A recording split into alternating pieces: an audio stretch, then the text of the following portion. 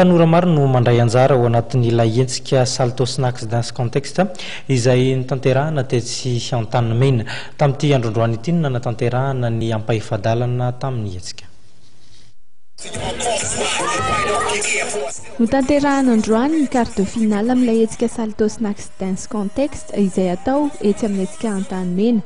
Herinandro tsy lasa izay no efa natomboka ny fifaninanana ka andraisana tanora miisa 20 anjara. Manodidina 20 taona ny miakatra ireo tanora mandray anjara ireo izay mifaninana amin'ny diandrenivohitra na ny danse urbaine izay fahita any amin'ireo kajina ho faritra iva any ampita. Ny hetsika androany dia salto snacks dance contest.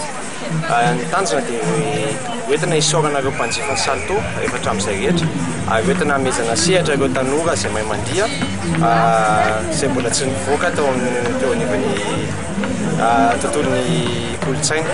Dia mihetsika sehatra izany manokana izy amin'ny alalan'ny salto. Nampanantsoana ny mpandiha amin'ny alalan'ny page Facebook salto event. Nisy koa ny fampahafantarana teo anivon'ny serasera eny aman-jery. Dia izy ireo dia misoratra anarana, tsisy volana alohan'izy ireo amin'ny fomba fisoratana anarana, fa dia nanantona ny mpikarakara dia nanoratra anarana. Dia izao izy tonga izao dia misy élimination tamin'ny herinandro. Izay fantatsika tena miala mampiflo dia androany moa zany quart de finale izay azosika miakatra amin'ny quart de finale rapitso. Tsy ireo mpandray anjara amin'ny fifaninana dia ihany anefa amin'ity hetsika ity no azo loka, fa na ireo mpijery ihany koa aza dia afaka mandray anjara amin'ny lalao tombola izay ahazoana loka ihany koa. Ny loka ao public zany dia misy ny jeu tombola.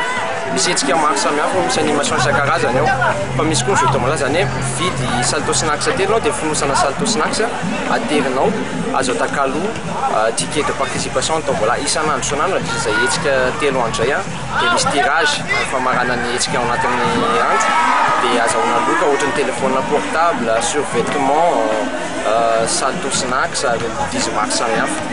Ho tanterahana raha ampitso ny fifanitsanana ka ny loka ho zaraina ho andreo mahazony mendrika indrindra dia izaraina tablette ireo groupe nandray anjara ary samy azo izany ny mpikambana.